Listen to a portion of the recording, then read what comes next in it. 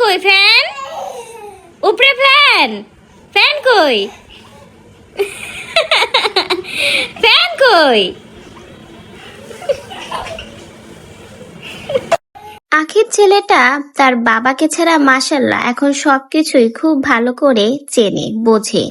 আয়েশবাবু fan গরু এই দুইটা জিনিস খুব ভালোভাবেই চেনে। তাকে যদি ফ্যানের কথা বলা হয় তাহলে সে উপরের সিলিং এর দিকে তাকিয়ে ফ্যান ইশারা করে এবং বাইরে গেলে সে গরু দেখলে সেগুলো চেনে। আর এই কথাগুলো কিন্তু এবার ভিডিওর মাধ্যমে আখি জানালো। সে জানিয়েছে তার ছেলে দুইটা জিনিস খুব ভালো করে চেনে, একটা ফ্যান, অন্য একটা গরু। প্রায় 1.5 বছরের কাছাকাছি বয়স হতে চললো আয়েশবাবুর। এই বয়সে সে কিন্তু খুব কম সময় পেয়েছে তার বাবাকে।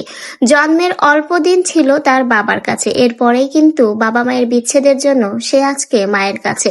বাবার আদর ভালোবাসা তেমন করে খুব কমই পেয়েছে কাছ থেকে। এই অল্প বয়সে এসে বাবা ছাড়া বড় হচ্ছে, মায়ের আদর যত্নে বেড়ে উঠছে আয়েশবাবু। কিন্তু বাবার শূন্যতা হয়তোবা তার জীবনের সারা জীবনই রয়ে যাবে। যে ছোটবেলাটার প্রত্যেক সন্তান বাবা মায়ের আদরে বড় হয়, সেখানে আজ আয়েশবাবু মায়ের ভালোবাসার স্নেহতলেই বড় হচ্ছে। বাবার ভালোবাসা থেকে বঞ্চিত হওয়ার সাথে সাথে কিন্তু আস্তে আস্তে বাবার চেহারাটাও ভুলতে বসেছে। কারণ বাবার সাথে কিন্তু খুব কমই সাক্ষাৎ হয় আয়েশবাবুর, খুব কমই কথা হয়। আগে যদিও ফোনে কথা হতো, এখন সেটাও বন্ধ হয়েছে। ছেলে মেয়ের সাথে যোগাযোগ না থাকলে একসময় তো বাবার চেহারা ভুলে বসবে, এটাই স্বাভাবিক। ছোট বাচ্চা যাকে সামনে দেখবে তাকেই চিনবে, তাকেই অনুকরণ করবে। যেখানে বাবা অনুপস্থিত, বাবার চেহারা দেখে না, কথা বলে না, সেখানে বাবাকে ভুলে যাবে, এটাই স্বাভাবিক কি নয়? আখি কিন্তু বলেছে আয়েশবাবু এখন কম বেশি সকলকেই চিনতে শিখেছে, এমনকি গরু, ফ্যান এই দুইটা জিনিস বেশি ভালো চেনে। তার মা, তার পরিবারের সদস্যদের চেনে, কিন্তু বাবা হিসেবে আহাতকে এখন আর চেনে না।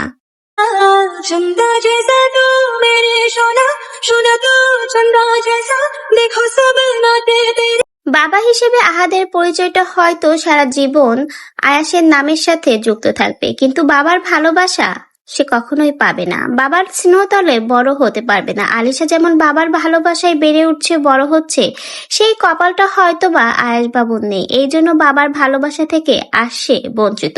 ছোট বাচ্চাটা 1.5 বছর বয়সে খুব অল্প সময়ে বাবাকে কাছে পেয়েছে, বাবার ভালোবাসা পেয়েছে। হয়তোবা সেটা তার এখন মনেও নাই, কারণ খুব অল্প সময় ছিল সেই সময়টা। आया निखार जैसे आई बाहर हो नहीं तेरे होठों के जाम पीलू सुबह शाम तू तो मेरा ही नाम हो। নানা বাড়ি থেকেই এখন বড় হচ্ছে আয়াস। নানা নানি আত্মীয় স্বজনের ভালোবাসা পাচ্ছে, কিন্তু বাবার ফ্যামিলির কারো ভালোবাসা পাচ্ছে না। বাবার ভালোবাসা থেকে বঞ্চিত এই সন্তানটা আস্তে আস্তে বড় হচ্ছে, কিন্তু বাবার ভালোবাসা থেকে বঞ্চিত হচ্ছে। শৈশবের সুন্দর মুহূর্তগুলো আয়াসবাবু কখনোই তার বাবার সাথে কাটাতে পারবে না, স্মৃতি হয়ে কখনোই তাদের অ্যালবামে থাকবে না। এটা কিন্তু প্রত্যেকটা সন্তানের জন্য খুবই কষ্টজনক, এমনকি তার মায়ের জন্য। কেবলমাত্র ভুল বোঝাবুঝি, মান অভিমানের জন্য একটা ছেলের সুন্দর শৈশবটা নষ্ট হয়ে যাচ্ছে, বাবার ভালোবাসা থেকে বঞ্চিত হচ্ছে, বাবাকে কাছে পাচ্ছে না বাবার ভালোবাসা। এটা কিন্তু কোনো সন্তানেরই কাম্য নয়।